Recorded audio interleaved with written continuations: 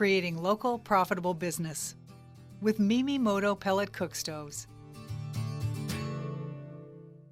For the production, a pellet machine is used to convert sawdust, agricultural waste, or small sticks into pellets. Examples of agricultural waste are peanut shells, rice husks, coffee husks, and crop waste. Some waste streams such as macadamia shells, palm kernels, and coconut shells can be used directly as fuel for Mimi Moto without pelletizing. A household that is cooking on a 3-stone fire needs around 10 kilograms of wood per day.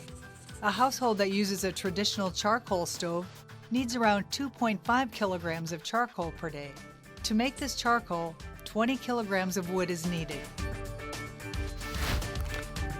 Biomass pellets in combination with the Mimi Moto stove reduces fuel use by 85% compared to traditional cooking.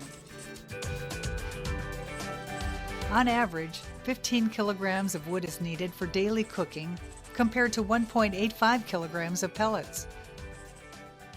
To boil 5 liters of water, you will need 350 grams of charcoal, which equals to 2 kilograms of wood or 1 kilogram of firewood and only 250 grams of pellets.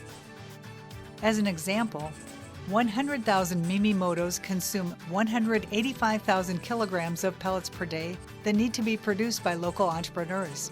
The gross retail margin on pellets can be 20 cents per kilogram when produced on an industrial scale. 100,000 Mimi Motos will generate an annual gross margin of $13,500,000 for local stakeholders. Mimi Moto, clean cooking for all, making pellet production for cook stoves a local, profitable business.